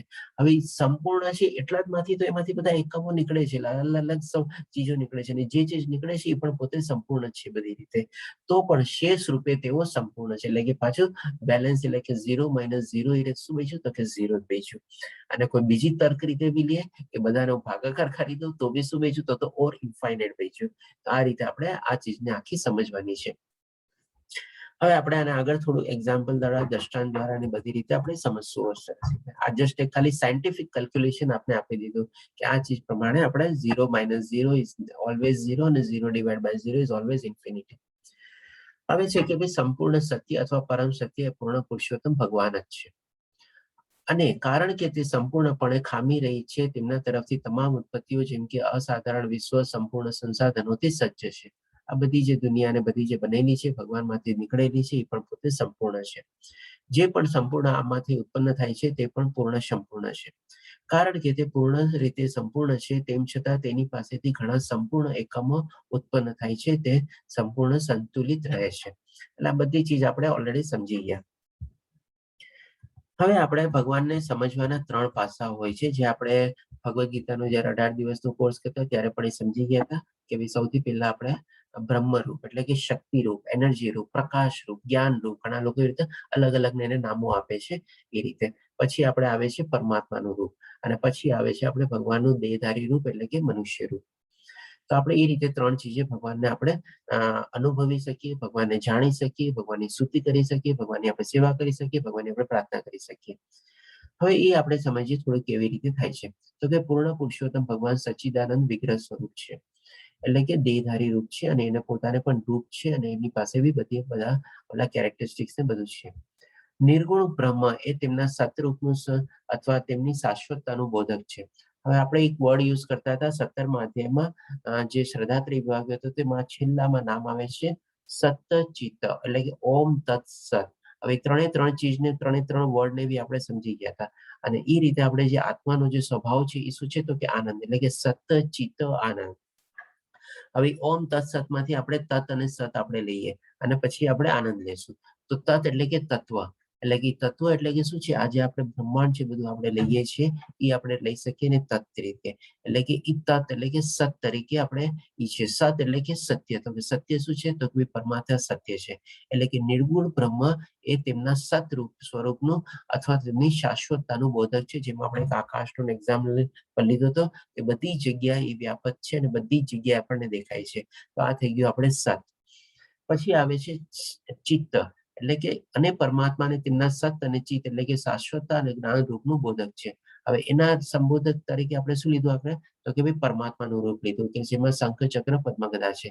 એટલે કે સત એટલે કે પ્રકાશ, જ્યોતિ, જ્ઞાન, એનર્જી જે કઈ પણ આપણે લઈએ એની સાથે જયારે ચિત્ત જોડાણું ત્યારે આપણે સત ચિત્ત લીધું. હવે આપણે ત્રીજું રૂપ લઈએ આપણે ભગવાનનું જે દેહધારી રૂપ, એટલે કે એમાં આનંદ. હવે આ બે ચીજને આપણે જોઈન કરીએ તો એમાં આનંદની બધાને અનુભૂતિ ન થઈ શકે. તો ડેફિનેટલી આત્માનો સ્વભાવ તો હંમેશા આનંદ મેળવવાનો છે. તો એ આનંદની કેવી રીતે મળે, જ્યારે એમની સાથે આપણે ભગવાનનું જ આપણે દેહધારી રૂપ જ્યારે જોડીએ ત્યારે. તો હવે આવી ગયું, પરંતુ પૂર્ણ પુરુષોત્તમ ભગવાનનો સાક્ષાત્કાર એ ત્રણેય દિવ્ય પાસાઓ સત, ચિત્ત અને આનંદનો સાક્ષાત્કાર છે. એટલે કે જયારે આપણે ત્રણેય ચીજ સમજી લઈએ ત્યારે આપણને ભગવાનનો સાક્ષાત્કાર થયેલો હોય એ રીતે આપણે સમજવાનું. તો આપણે આ ભગવાનનો વિગ્રહ રૂપ છે. આપણે ઇસ્કોનમાં મોસ્ટલી એ ટાઈપની મૂર્તિ ને બધું હોય છે આપણે રાધા કૃષ્ણનું. હવે આપણે ભગવાન નિરાકાર નથી એના આપણે બધા પુરાવા રૂપે આપણે સમજીએ કે ભગવાનનું દેહ રૂપ છે, ભગવાન મનુષ્યધારી રૂપ છે, દ્વિભુજા રૂપ છે. એ આપણે સમજવા માટે આપણે બધી ચીજોના અલગ અલગ આપણે દ્રષ્ટાંતો લેશું અને એ રીતે આપણે સમજવાની કોશિશ કરીએ. પરમેશ્વર માત્ર નિરાકાર હોઈ ન શકે, ઇવન પ્રૂફ તરીકે બી આપણે આ બધી આપણી સામે આવશે. આ સાધારણ વિશ્વ પોતે પૂર્ણ છે, ભગવાનમાંથી નીકળેલું છે, ભગવાનની શક્તિઓ દ્વારા નીકળેલું છે. કારણ કે પરમેશ્વરની બાહ્ય શક્તિ તેમની બધી શક્તિઓ સંપૂર્ણ માનવામાં આવે છે. ભગવાનની 3 ટાઈપની શક્તિઓ છે, એક બાહ્ય શક્તિ, એક આંતરિક શક્તિ અને એક મધ્યસ્થ, એટલે કે આપણે કહી શકીએ કે માર્જિનલ પોટેન્સી. બાહ્યને આપણે એક્સટર્નલ પોટેન્સી કહી શકીએ અને આપણે આંતરિકને આપણે ઇન્ટરનલ પોટેન્સી તરીકે કહી શકીએ. આ 3 શક્તિઓ દ્વારા આ આખું બાહ્ય જગત બનેલું છે, જે ભગવાન શ્રી કૃષ્ણ 7મા અધ્યાયમાં પહેલા અને બીજા શ્લોકમાં કહે છે 5 તત્વો દ્વારા અને 3 અવ્યક્ત, જેમ કે મન, બુદ્ધિ અને અહંકાર. અને પછી બીજા શ્લોકમાં સમજાવે છે કે એમાં મેં ચેતન રૂપી બીજું આવેલું છે કે આત્મા રૂપી. આ રીતે મારી ભગવાન કહે છે કે આ મારી બાહ્ય શક્તિ રૂપે મેં આખું આ બ્રહ્માંડને રચેલું છે. હવે આ બ્રહ્માંડમાં જેટલા બધા એકમો છે આપણે જોઈ શકીએ છીએ કે 84 લાખ ટાઈપની યોનિઓ છે. હવે 84 લાખ ટાઈપની યોનિઓ આપણે બધી જગ્યાએ સાંભળેલું છે અને આપણે જાણતા નથી કે બધી યોનિઓ આ જ ગ્રહમાં હશે કે બીજા ગ્રહમાં બી હશે. અને આ ગ્રહમાં બી જેટલી યોનિઓ હશે બધાને આપણે જાણીએ છીએ, ઓળખતા છીએ નહીં, આપણને ખબર નથી. પણ એ બધી જેટલી યોનિઓ બધી બનેલી છે એ બધી ઇન્ડિપેન્ડન્ટ બધાનું એક્ઝિસ્ટન્સ છે. ઇવન નાનામાં નાનું જે વાયરસ છે આપણે કહીએ ને એને પણ પોતાનું એક સેપરેટ એક્ઝિસ્ટન્સ છે અને એ પણ સંપૂર્ણ છે. એવી જ રીતે આપણે સૂર્ય રીતે રહીએ છીએ, સૂર્ય પણ પોતાનું એક અલગ એક્ઝિસ્ટન્સ છે અને એ પણ પોતે સંપૂર્ણ છે. આપણું શરીર પણ એ જ રીતે પૂર્ણ રીતે છે અને સંપૂર્ણ રીતે એને અલગ ઇન્ડિપેન્ડન્ટ એક્ઝિસ્ટન્સ છે. અને બ્રહ્માંડને તો એ રીતે છે જ આપણે. અને તેવી રીતે તેઓ એકમ રીતે સંપૂર્ણ કાર્ય કરે છે. એટલે બધા પોતપોતાનું અલગ અલગ રીતે કાર્ય કરે છે. આજે સન શું કોઈના ઉપર ડિપેન્ડન્ટ છે? કોઈના ઉપર ડિપેન્ડન્ટ નથી. આપણે પણ સવારથી ઉઠીએ આપણે આપણી કાર્ય પ્રણાલીને બધું શરૂ કરી દઈએ છીએ. એટલે આપણું પણ ઇન્ડિવિજ્યુઅલ એક્ઝિસ્ટન્સ છે. એટલે કે આપણે શૂન્ય માઇનસ શૂન્ય છીએ, આપણે એ રીતે આપણે એને લેવાનું છે. હવે આ બધા જ એના દ્રષ્ટાંતો ચાલશે અને કેવી રીતે આપણે સાબિત કરી શકીએ છીએ કે ભગવાનનું પણ રૂપ છે. કારણ કે આ ચીજ બહુ સમજવી જરૂરી છે કે ઘણા લોકો આજની તારીખમાં પણ ભગવાનને નિર્ગુણ રૂપે અને નિરાકાર રૂપે લે છે. તમામ સંપૂર્ણ સુવિધાઓ નાના સંપૂર્ણ એકમોને આપવામાં આવે છે કે જેથી તેઓ સંપૂર્ણ રીતે સાકાર કરી શકે. હવે જે નાનામાં નાનો બી જીવ છે ને એને પણ ભગવાનને સંપૂર્ણ રીતે બધા પાવર અને પોતે સર્વાઈવ કરવાનો, એક્ઝિસ્ટન્સ ઇન્ડિપેન્ડન્ટ રહેવાનો એ બધી શક્તિઓ આપેલી છે. આમ પૂર્ણ રીતે સંપૂર્ણ નિરાકાર નથી, એટલે કે ભગવાન પણ પોતે જો બધા આજે આપણે મનુષ્ય તરીકે આપણી પાસે બધું ચીજ છે, તો ભગવાન પાસે આપણે કેવી રીતે ન હોય? ભગવાન આજે આપણને 2 હાથ છે, 2 પગ છે, 2 આંખ છે, 2 કાન છે, બધું કેટલી બધી ચીજો ભગવાને આપેલી છે. તો ભગવાન જે પૂર્ણ છે, જે સંપૂર્ણ છે અને આપણે એમાંથી જ નીકળેલા છીએ, તો ભગવાન શું નિરાકાર અથવા નિર્ગુણ હોઈ શકે? અથવા ભગવાન તો જો એવું હોય તો એ તો આપણે અધૂરું થઈ ગયું ને. એ જ રીતે જો તે રીતે નિરાકાર અથવા અન્ય કોઈ રીતે એની રચના કરતા ઓછી હોત તો સંપૂર્ણ પૂરમ ના હોઈ શકે. તો ડેફિનેટલી જ્યારે નાનામાં નાના જીવને બી સંપૂર્ણ રીતે પોતાની ઇન્ડિવિજ્યુઅલ એક્ઝિસ્ટન્સ ચલાવવાની કેપેસિટી, પાવર અને શક્તિ એનામાં છે, તો ભગવાનમાં બી શું કામ એ ન હોઈ શકે? એટલે કે ભગવાનમાં બી બધું છે જ અને ભગવાન પૂર્ણ છે. આ રીતે આપણે સમજીએ. હવે સંપૂર્ણ આખામાં આપણા અનુભવ અંદર અને બહાર બધું જ હોવું જોઈએ, અન્યથા તે સંપૂર્ણ હોઈ શકે નહીં. હવે આ બધી ચીજનો અનુભવ આપણે પોતે પણ અનુભવી શકીએ છીએ અને આપણી બહારમાં બી બધા જે જીવો ને બધા જે છે એના બારામાં બી આપણે અનુભવી શકીએ છીએ. ત્યારે આપણને સંપૂર્ણતાનો અહેસાસ થઈ શકે, આપણે એની અનુભૂતિ થઈ શકે, આપણે પોતેને અનુભવી શકીએ. આ રીતે આપણે સમજવાનું છે. હવે એક આપણા અવ્યયને એવી રીતે પાઠ તરીકે બી લઈ લઈએ. જેમ કે જીવાત્મા તેની સંપૂર્ણતા કેવી રીતે અનુભવી શકે? શરીરનો હાથ સંપૂર્ણ શરીર સાથે જોડાયેલા હોય ત્યાં સુધી સંપૂર્ણ એકમ છે. અથવા જો આપણે જેમ કે આપણો હાથ આપણે બોડી સાથે જોડાયેલો છે એટલા માટે એની બધા ફંક્શન ને બધું થાય છે. પણ હવે હાથને કાપીને આપણે કાઢી નાખીએ તો શું એનું કોઈ એક્ઝિસ્ટન્સ છે? એ અલગ રીતે ઇન્ડિપેન્ડન્ટલી સર્વાઈવ કરી શકે? ન કરી શકે. આપણા શરીરની સાથે જોડાયેલો છે એટલા જ માટે એ કરી શકે છે. અને આપણા શરીરને પણ એક ઇન્ડિવિજ્યુઅલી ફંક્શન કરવાની, એક્ઝિસ્ટ કરવાની કેપેબિલિટી ભગવાને આપણને આપેલી છે. તેવી જ રીતે જીવ પણ પરમેશ્વરના અંગભૂત છે. હવે આપણાની અંદરમાં જે જીવ છે, જે ભગવાન શ્રી કૃષ્ણ આપણને 7મા અધ્યાયના બીજા શ્લોકમાં સમજાવે છે કે જીવ રૂપી આત્માનું મેં નિરૂપણ કરેલું છે અને હું બધાના હૃદયમાં રહું છું. એટલે કે ભગવાન પરમાત્માનો જે અંશ રૂપી જે છે આત્મા આપણા બધાના અંદરમાં રહેલો છે અને એ અંશ રૂપી જ આપણે આ બધું ફંક્શન ને બધું કરી શકીએ છીએ. જો આત્મા નીકળી જાય આપણામાંથી તો શરીર જે છે તો શરીર ઢગલો થઈને પડી જ જવાનું છે. જેમ એક નાનકડો હાથ કાપી નાખો અને એનું કોઈ એક્ઝિસ્ટન્સ નથી રહેવાનું, તો આત્મા નીકળી જાય તો પણ શરીરનું બી કોઈ એક્ઝિસ્ટન્સ છે નહીં. એટલે કે આત્મા દ્વારા જ આપણે પૂર્ણતા પ્રાપ્ત કરી શકીએ છીએ, નહીં તો આપણે પૂર્ણતા પ્રાપ્ત ન કરી શકીએ. અને એ પૂર્ણતા બી પૂર્ણમાંથી આવેલી છે, એટલા માટે આપણે પૂર્ણ છીએ. માનવ જીવનની પૂર્ણતા ત્યારે સમજાય છે કે જ્યારે મનુષ્ય પણ પરમેશ્વરની સેવામાં લાગેલો રહે છે. હવે આ બધી ચીજો આપણે સમજી લઈએ અને એને આપણે એ રીતે માની લઈએ તો આપણે પણ ભગવાનની ભક્તિમાં અથવા એની સેવામાં લાગી જઈએ આપણે. હવે આપણે જે બધી ભૌતિક વસ્તુઓ છે એ બધી શું કામ અપૂર્ણ છે એ આપણે સમજીએ કે ભાઈ એ પોતે ચીજ કોઈ પૂર્ણ છે નહીં. તો કે સંપૂર્ણ જ્ઞાનના અભાવને કારણે તમામ પ્રકારની અધૂરિતાનો અનુભવ થાય છે. આજે આપણે આ ચીજ મેળવી લઈએ, આજે ઓલી ચીજ લઈએ, મેળવી જ લીધા પછી બી આપણને અધૂરાતોનો જ અનુભવ થાય છે, જ્યાં સુધી આપણે ભગવાનની ભક્તિમાં એમાં ન પરવાઈએ ત્યાં સુધી. એટલે કે જીવંત માણસો સંપૂર્ણ ઇન્દ્રિયો સાથે સંકળાયેલા વિના, એટલે કે આપણી ઇન્દ્રિયો સાથે જ્યાં સુધી આપણે જોઈન ન થઈએ, આપણે એની સાથે એટેચ ન કરીએ, ઇન્દ્રિયોના જીવનનો આનંદ માણી શકતા નથી. હવે કોઈ ચીજ આપણને એટ્રેક્ટ કરે, હવે આપણે એમાં આપણી ઇન્દ્રિયોને પરોવીએ, આપણે આપણું એમાં મન પરોવીએ, ત્યારે જઈને આપણને એમાંથી આપણને ઈચ્છા થાય મેળવે કે ચાલો હવે હું એને મેળવું. જેવી મેળવવાની ઈચ્છા થાય આપણે એના માટે અલગ અલગ કાર્ય કરીએ, આપણે એમાં કામ મેળવવા માટે પ્રવૃત્ત થઈએ. ત્યારે જેને પછી મળી જાય ત્યારે આપણને ઇન્દ્રિયોને આપણને આનંદ મળે. એટલે કે આપણે જ્યાં સુધી જો આપણી ઇન્દ્રિયોને એમાં ન પરોવીએ એ ચીજમાં, કે આપણે કોઈ પણ માની લો કે એક્ઝામ્પલ લઈએ મોબાઈલનું, કે નવો લેટેસ્ટ મોબાઈલ નીકળ્યો, આપણને ઈચ્છા થઈ કે ચાલો હું એને મેળવી લઉં. હવે એ તો ભૌતિક ચીજ છે, એ ભૌતિક દુનિયાની ચીજ છે, એટલે કે અપૂર્ણ છે.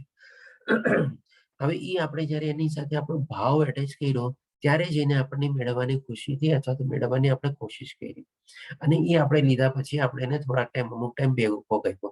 પાછો કોઈ નવો મોડેલ આવ્યો ત્યારે હવે આપણને થઈ કે હવે આ મોડેલ લઈએ. એટલે કે એ આપણને એ અપૂર્ણ છે અને એટલા માટે જે આપણને સંપૂર્ણ આનંદ આપી શકતી નથી, કારણ કે એ ભૌતિક ચીજો છે એ પૂર્ણ નથી, કારણ કે અલગ અલગ રીતે બનાવેલી છે. હવે આપણે આગલી સ્લાઇડોમાં એવી જોશું કે આપણે કેવી રીતે બધું મેળવીએ છીએ ને કેવી રીતે બધું આપણે સંગઠિત કરીને આપણે આપણો અને ઇન્દ્રિયને આપણે ભોગવવા માટે આપણે સંપૂર્ણ રીતે આપણે પ્રાપ્ત કરવાની કોશિશ કરીએ છીએ, પણ એ પ્રાપ્ત કર્યા પછી પણ આપણને એ અધૂરોપણનું જ અહેસાસ રહે છે, કારણ કે એ પૂર્ણ છે જ નહીં. તો આ રીતે આપણે કહી શકીએ કે ભાઈ ઇન્દ્રિય આનંદનું ભ્રામક જીવન માયા છે, એટલે કે જે બધી ચીજો આપણને ભોગવવાની જે ઈચ્છા થાય છે એ બધી એક જાતની ખોટી રીતે આપણને ભોગવવાની ઈચ્છા થાય છે, કારણ કે એમાંથી આપણને પૂર્ણતા મળતી નથી, કમ્પ્લીટ રીતે સેટિસ્ફેક્શન અથવા આનંદ મળતો નથી. હવે આ રીતે બધું જાણ્યા પછી આપણે જોઈ શકીએ છીએ કે પરમેશ્વર માત્ર નિરાકાર હોઈ શકે નહીં. શ્રી કૃષ્ણ વિના બ્રહ્માંડ આખું અધૂરું છે. શ્રી કૃષ્ણે આપણા માટે ભૌતિક જગતમાંથી બહાર નીકળવાની સંપૂર્ણ વ્યવસ્થા બી કરેલી છે. હવે આ ભૌતિક દુનિયામાંથી કેવી રીતે નીકળવું એની પણ વ્યવસ્થા આપણા માટે ભગવાન શ્રી કૃષ્ણે કરેલી છે. એટલે આપણને આવીને અહીંયા મૂકીને નથી વયા ગયા, આપણને છોડીને નથી વયા ગયા, આપણને એમાંથી નીકળવાનો રસ્તો બી આપણને આપેલો છે. એટલે કે એક્ઝિટ ગેટ બી આપણી પાસે છે, આપણે એની જાણવાની જરૂરી છે. તો આ રીતે આપણે જાણી ગયા ટોટલી રીતે કે ભાઈ જ્યારે મનુષ્ય પરમેશ્વરનો સાક્ષાત્કાર થાય છે ત્યારે તેને ત્રણેય પાસાનું પૂર્ણતાનો અનુભવ થાય છે. વિગ્રહ સ્વરૂપ છે અને આ રીતે પરમેશ્વર નિરાકાર અથવા નિર્ગુણ છે નહીં. આ બધી ચીજો દ્વારા આપણે એ ચીજ સમજી ગયા કે પરમેશ્વર ને પણ સગુણ છે, એટલે કે ગુણોની સાથે છે, સાકાર છે નહીં કે નિરાકાર એટલે કે આકારની સાથે છે, અને એ આકાર પણ ભગવાનનું આપણું જેવું દેહધારી રૂપ જ છે, દ્વિભુજા રૂપ જ છે. હવે આપણે ઈશોપનિષદના મંત્ર 1 થી સ્ટાર્ટ કરીશું. કોણ લેશે મંત્ર? હવે આપણે થોડું જલ્દી કરશું, કારણ કે આ બેકગ્રાઉન્ડ પોર્શન થોડોક સમજાવવો ડિફિકલ્ટ હતો, એટલે એ મેં સમજાવ્યું. હવે આપણે મંત્ર 1 અને 2 જલ્દી કવર અપ કરી લઈશું. હરે કૃષ્ણ, જય શ્રી કૃષ્ણ. કોણ લેશે મંત્ર? હા પ્રભુજી. હા. ઈશાવાસ્યમિદં સર્વં યત્કિશ્ચ જગત્યામ જગત તેન ત્યક્તેન ભુંજીથા મા ગૃધઃ કસ્ય સ્વિદ્ધનમ. હરે કૃષ્ણ માતાજી, ધન્યવાદ માતાજી. ઓકે, હરે કૃષ્ણ.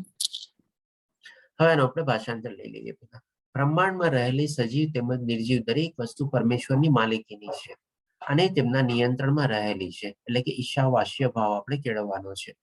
એની જ છે અને એના નિયંત્રણ અને કંટ્રોલમાં છે. તેથી મનુષ્ય પોતાને માટે જરૂરી ફક્ત તે જ વસ્તુ લેવી જોઈએ કે જે તેના ભાગ તરીકે જુદી ફાળવવામાં આવેલી હોય, અને બીજી બધી વસ્તુઓ તે કોની માલિકીની છે તે સારી રીતે જાણીને લેવી જોઈએ નહીં. હવે આ આખી ચીજ જેમ આપણે પહેલા આપણે સમજ્યા ઓલી ચીજ કે ભાઈ પૂર્ણતાને કેવી રીતે આપણે સમજ્યા, એમાં મેં આપણે એક એક્ઝામ્પલ આપ્યો કે 0 - 0 અને 0 / 0 એવી રીતે. હવે આ ચીજને પણ સમજવા માટે એક સરસ રીતે આપણે એક એક્ઝામ્પલ દ્રષ્ટાંત લઈ લઈએ કે માની લો તમે મહેમાન તરીકે આપણે કોઈના ઘરમાં જઈએ. હવે કોઈના ઘરમાં આપણે જઈએ કે જ્યાં સુધી આપણને આવકાર ન આપે ત્યાં સુધી આપણે અંદર બી નથી ઘૂસતા, જ્યાં સુધી પછી આપણને બેસવાનું ન કે ત્યાં સુધી આપણે બેસતા બી નથી, જ્યાં સુધી પછી આપણને પાણી આપે અને પાણી લેવાનું કે ત્યાં સુધી આપણે પાણી બી એના ઘરમાં જઈને કે ભાઈ ચાલ હવે હું અંદર આવી ગયો છે, ચાલ તાર મને કિચન દેખાડ, મને પાણી પીવું છે. ઓકે, પાણી બી નથી લેતા. અને એ કાંઈ પણ આપણને માની લો ખાવા પીવાનું કે આપણને મહેમાનગીરી કરે અને ત્યાર સુધી આપણને આગ્રહ કરીને ન કે ત્યાં સુધી આપણે એ પણ લેતા નથી. તો હવે આ ચીજ જો આપણે ભૌતિક દુનિયામાં રહીને બી જો એક નાનકડા આપણે મહેમાન તરીકે કોઈના ઘરમાં જઈએ છીએ અને આટલી સરસ ડિસિપ્લિન ને બધું પાડીએ છીએ, તો આપણે આ જે ભૌતિક જગતમાં આવેલી છે, આ ભૌતિક દુનિયા બનાવેલી છે કોણે? ભગવાન શ્રી કૃષ્ણ પોતે જ. આપણે સરસ રીતે સમજી ગયા છીએ બધા 18 અધ્યાય કવર કરીને. 7મા અધ્યાયમાં તો બધું ક્લિયર કરી દઈએ છીએ કે ભાઈ મેં પોતે જ બધું બનાવ્યું. ધેટ મીન્સ કે આ ઘર તો કોનું છે? તો કે ભગવાન શ્રી કૃષ્ણનું પોતાનું જ છે ને. આપણે તો એમાં આવ્યા છીએ. હવે એમાં આવ્યા પછી આપણે જેમ કોઈના ઘરમાં જઈને આપણે બેસતા બી નથી, પાણી બી નથી પીતા, ઇવન ઘણી વાર આપણે બોલતા બી નથી કે આપણે જોઈએ છીએ કે સામેવાળો માણસ મારી સાથે કેવી રીતે બોલે છે, મારામાં એને ઇન્ટરેસ્ટ છે કે નહીં, અથવા કે ખાલી બોલાવા ખાતર મને બોલાવ્યો છે અને ફટ દઈને નીકાળવા માંગતો તો નથી ને. એટલે કે આપણે એનો ભાવ જોઈએ છીએ, એનો આપણે લાગણી જોઈએ છીએ, એનો પ્રેમ જોઈએ છીએ, પછી આપણે થોડા ઓપન અપ થઈને એની સાથે સરસ મજાની વાતો ચીતો ને બધું કરીએ છીએ. ઘણી વાર એવા હોય છે ચલો ને આવ્યા છે ને 5 મિનિટમાં હું એને પતાવી દઈશ, તમે જુઓ ને હું કેવી રીતે 5 મિનિટમાં રવાના કરું છું. તો આપણને તરત ખબર પડી જાય કે ભાઈ ચાલો આવી રીતે એનો ભાવ છે. તો આ દુનિયામાં જયારે આપણે આવી ગયા છે, જે આપણી ભૌતિક દુનિયા તો છે જ નહીં, ભગવાનની જ છે, તો એમાં પણ આપણે કેવી રીતે આપણો સ્વામિત્વ અથવા માલિકીનો ભાવ આપણે કરી શકીએ? બોલો. આપણે કહીએ કે ભાઈ આ ચીજ તો મેં મેળવેલી છે, આ ચીજ મેં મહેનત કરી, આટલા મેં પૈસા કમાવા, આ પૈસા કમાવીને મેં એમાંથી આ મેળવી લાવ. હવે એના માટે હજી એક થોડું આપણે પ્રેક્ટિકલ રીતે એક્ઝામ્પલ લઈએ કે માની લો એક માણસ છે ને કોઈ બજારમાંથી બીજ લઈને આવે છે કોઈ ચીજનું, અને બીજ લઈને એ જમીનમાં વાવણી કરે છે.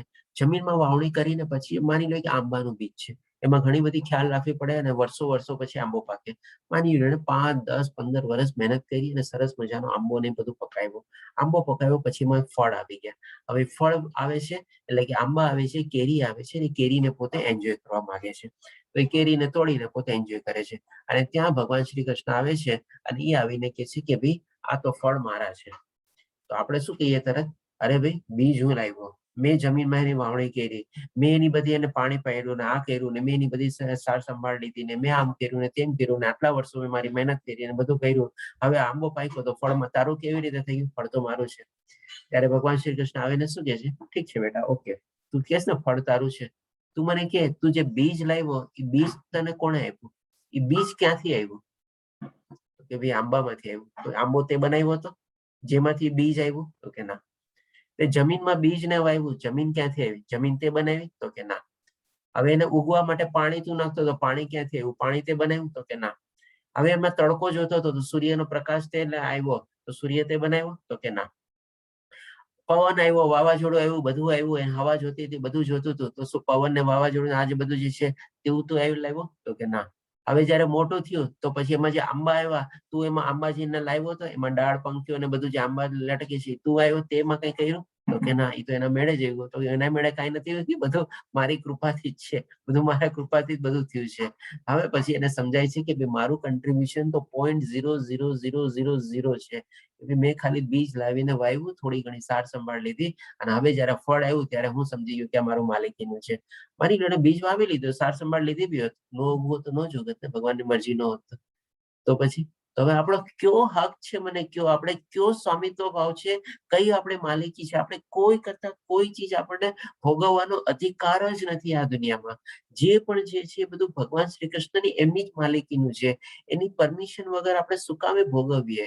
આપણે કોઈના ઘરમાં બી જઈને આપણે નથી એવી રીતે કઈ કરતા, તો પછી અહીંયા જયારે આપણે આવ્યા છે, આપણા માટે આ ઘર છે એક ટાઈપનું, તો આ ઘરમાં આવ્યા પછી જે બધી એની જ વસ્તુઓ છે, શું કામે આપણે એના ઉપર આપણો માલિકી અને સ્વામિત્વ ભાવ કેળવીએ છીએ? જો આ સરળ ચીજ આપણે આટલી સમજી જઈએ તો આ મેઇન આખો મંત્ર આપણે સમજી ગયા કે બધું ભગવાનનું છે, એમના થકી જ છે, એમના નિયંત્રણમાં છે, એમનાથી બધું ઉદ્ભવેલું છે.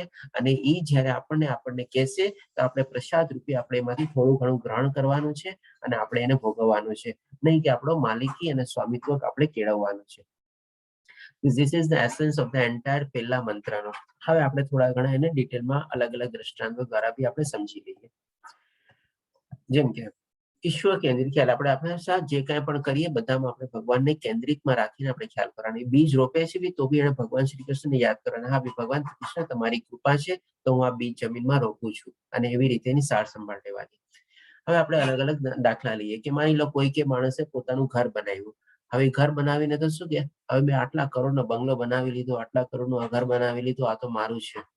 ભાઈ તારું છે શું? તો કે ના ભાઈ, આ સિમેન્ટ ક્યાંથી આવી, ઈટ ક્યાંથી આવી, આ લોઢું ક્યાંથી આવ્યું, આ બાલુ ક્યાંથી આવ્યા, બધા મજદૂરો ક્યાંથી આવ્યા, કેવી રીતે આવ્યું, તે શું કર્યું? તું ખાલી પૈસા કમાણો, અને પૈસા જે કમાણો તું જ્યાંથી કમાણો એ ચીજમાં તે શું કર્યું? હવે બેક ટુ જતા જઈએ તો આપણને બધી જગ્યાએ આપણને લાગે કે ના ભાઈ આવું તો ભગવાન થકી જ છે, મારું તો કન્ટ્રીબ્યુશન કઈ છે જ નહીં.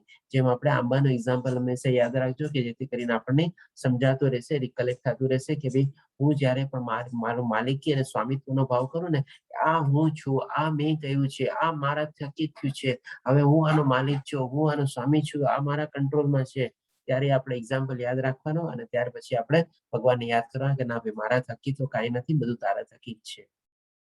આજ આપણી સામે સ્લાઇડ છે, આ સ્લાઇડનો એ સારાંશની છે, આપણે સમજી શકો છો.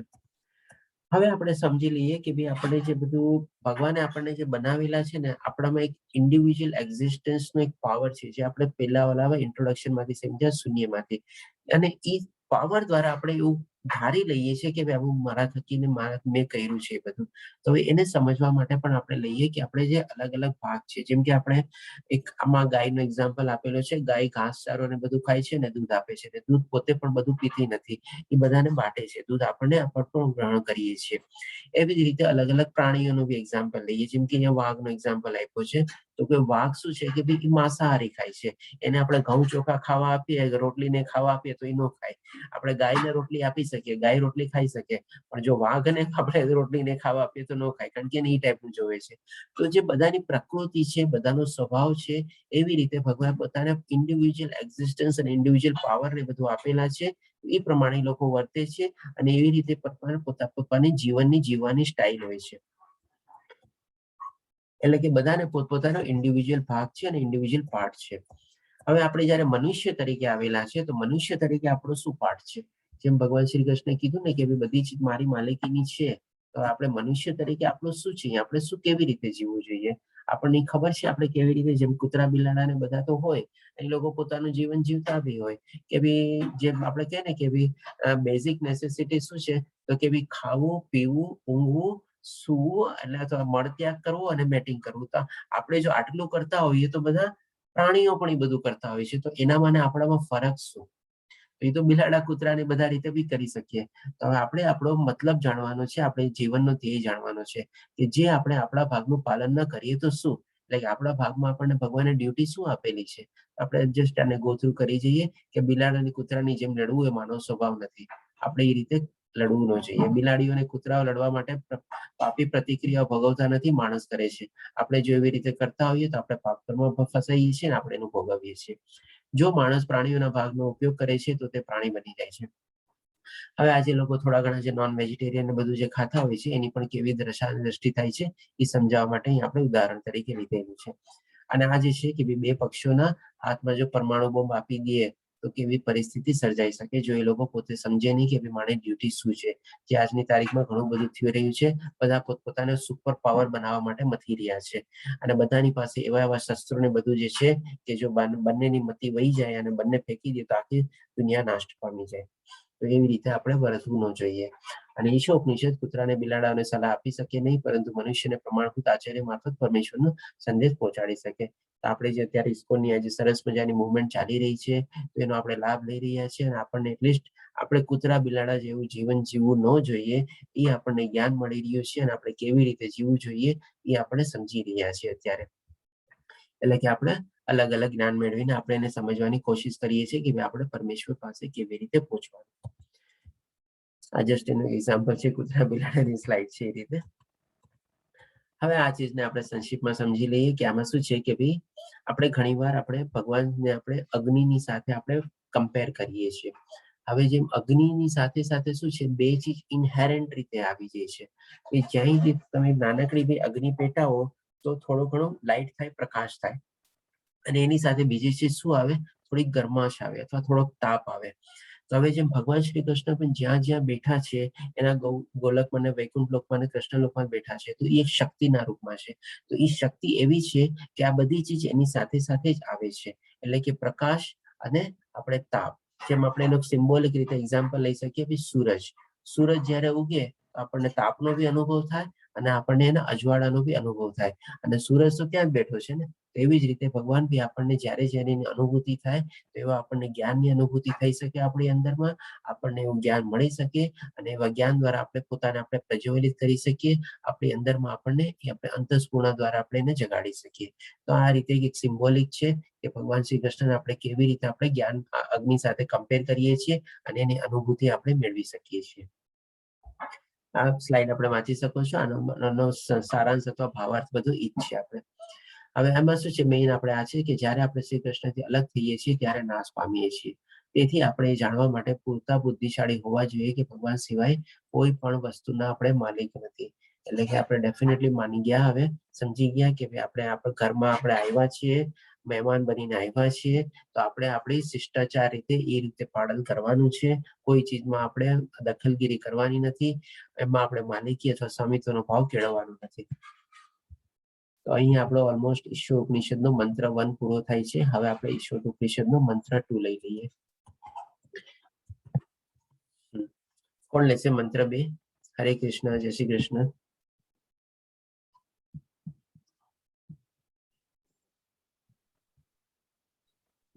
હા પ્રભુજી. હા, कुर्वन्नेवेह कर्माणि जिजीविषेच्छ तं समाः एवं त्वयि नान्यये देतोस्ते न कर्म लिप्यते नरे. હરે કૃષ્ણ માતાજી, ધન્યવાદ માતાજી. હરે કૃષ્ણ. હવે આપણે એનો ભાષાંતર લઈ લઈએ, અનુવાદ. આ જ પ્રમાણે, હવે આ જ પ્રમાણે એટલે ક્યાં પ્રમાણે? તો કે ભાઈ મંત્ર 1 માં જે આપણે જોઈ ગયા કે ભાઈ બધું ભગવાનની માલિકીનું છે. આપણે અહીંયા મહેમાન તરીકે આવ્યા છે. આપણે આપણી શિસ્તનું પાલન કરવાનું છે. આપણે સરસ રીતે રહેવાનું છે. કોઈ રીતે સામિત્વ અથવા આપણો માલિકીનો ભાવ કેળવવાનો નથી. અને જે કાંઈ પણ આપણે કર્મ કરીએ છીએ આપણે ભગવાનને સમર્પિત કરીને કરવાના છે. એને ધ્યાનમાં રાખીને એને ઉલ્લેખીને આપણે કરવાના છે. એટલે કે આ બધું એનો ડેફિનેશન થી આ જ પ્રમાણે. એટલે કે જો આ પ્રમાણે આપણે સતત કાર્ય કરતા રહીએ તો મનુષ્ય 100 વર્ષ સુધી જીવવાની ઈચ્છા રાખવી જોઈએ. હવે આનો મિનિંગ આપણે સમજીએ કે ભાઈ આપણને બધાને જીવવાની ઈચ્છા બહુ હોય છે. કોઈને પણ મરવાની ઈચ્છા નથી હોતી. ક્યારેય પણ મરવાનું આવે ને તરત આપણે એને ટાળીએ. આપણે એના સંદર્ભમાં એક નાનકડી સ્ટોરી બી જોઈ ગયા હતા, ઓલી યુધિષ્ઠિર અને યક્ષની. કે ભાઈ યક્ષ આવે છે અને બધાને પ્રશ્ન પૂછે છે, પાણી પીવા માટે ના પાડે છે. એટલે કે કોઈને પણ મરવાની ઈચ્છા નથી હોતી. બધાને બહુ લાંબુ જીવવું છે. હવે લાંબુ જીવન જીવવાની પરિભાષા આપણે માની લો એકવાર 100 વર્ષની આપણે લિમિટ બાંધીએ કે બધાને 100 વર્ષ જીવવાની ઈચ્છા હોય. તો હવે જો આવા ભાવથી જીવીએ એટલે કે શું લખેલું છે, આ જ પ્રમાણે જો સતત કાર્ય કરતા રહીએ અને આવો મનમાં ભાવ લાવીએ તો આપણે પણ 100 વર્ષ સુધી જીવવાની ઈચ્છા કેળવવી જોઈએ.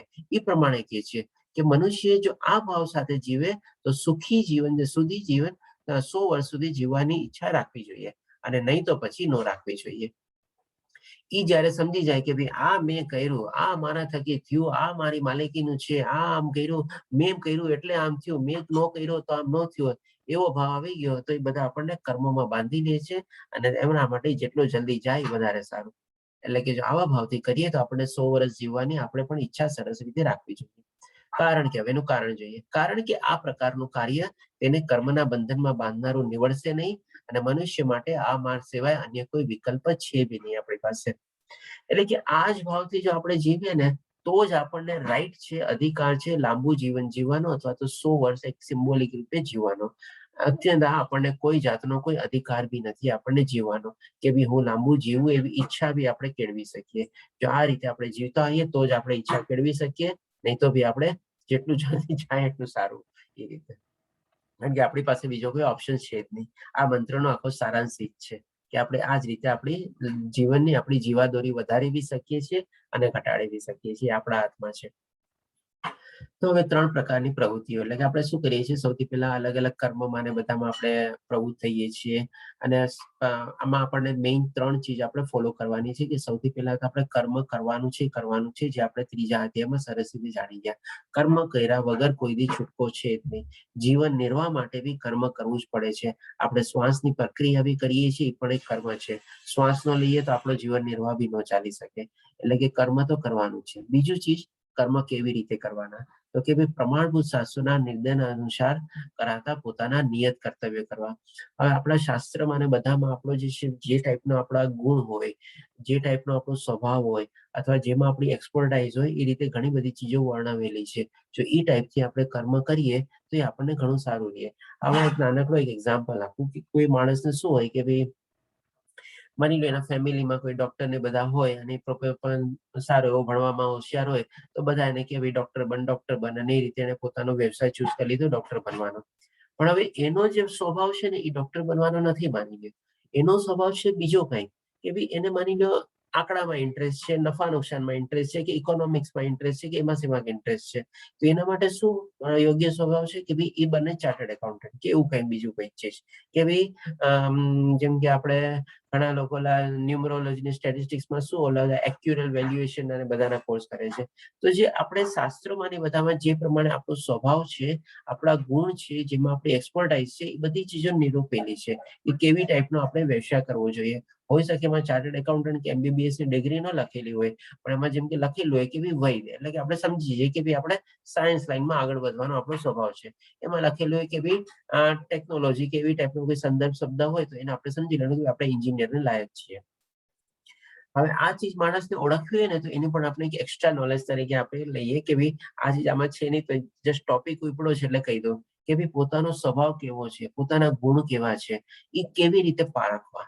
તો એનો છે ને સીધો ટેસ્ટ છે કે જ્યારે પણ તમને ફ્રી ટાઈમ મળે ને, એ તમારી પાસે કોઈ કામ નથી, કાંઈ નથી, ત્યારે તમને શું કરવું ગમે છે ને એ તમારે જોવાનું. આ ઘણા લોકો શું હોય, ફ્રી ટાઈમમાં બેઠા હોય, શું કરવું, મોબાઈલ ને બધાને બાદ દઈ દો, એ તમારો આપણો ઇન્ટરેસ્ટ નથી કે મોબાઈલ લઈને બેસી ગયા ફેસબુકમાં કે આમાં ત્યાં બેસી ગયા, એ આપણું નથી. પણ ચાલ હવે હું એકદમ ચૂપચાપ બેઠો છું, મને શું કરવું ગમે છે, તો કે મને આ રીતે કંઈક નવું જ્ઞાન મેળવવાની કોશિશ કરવાની મને ઇન્ટરેસ્ટ છે. એ જ્ઞાન શેમાં ઇન્ટરેસ્ટ છે તો એના પ્રમાણે પોતે પારખી શકે કે પોતાનો ઇન્ટરેસ્ટ છે. ઘણા લોકોને શું હોય કેમ કે ડ્રોઈંગમાં અથવા તો પેઇન્ટિંગમાં એમાં ઇન્ટરેસ્ટ હોય, તો એ જયારે ફ્રી ટાઈમ મળે ને ત્યારે એ કરે, તો એ એની એક્સપર્ટાઇઝ છે. હવે એ ચીજમાં જો આગળ વધે ને તો એમાં એને આનંદ બી આવે અને એ બહુ ઝડપથી એ ચીજમાં આગળ વધી શકે અને બહુ સરસ રીતે એક્સપર્ટાઇઝ બી કેળવી શકે. તો આ રીતે જયારે બી પોતે ફ્રી બેઠા હોય ત્યારે પોતાની જાતને પૂછવાનું કે આ ટાઈમમાં મને શું કરવું ગમે છે. તો એ રીતે પોતાનો સ્વભાવ પારખીને એ રીતે પોતાનો વ્યવસાય ચૂઝ કરી શકે અને એ રીતે પોતે શાસ્ત્રોની બધાનો બી થોડું ઘણું સંદર્ભ જોઈ શકે. પછી એમાં ઘણી બધી એનાલિસિસ પ્રક્રિયા બી આપેલી છે કે તમારે કેવી રીતે પોતાના સ્વભાવને જોવાનું કે એકવાર જોઈ લીધું મને આ ચીજ ગમે છે, હવે એને હજી ઓર ડીપમાં જોયું, મને આ ચીજ ખરેખર ગમે છે કે નહીં, એ પણ એમાં લખેલું હોય તો એ પ્રમાણે આપણે એને ફોલો કરીએ.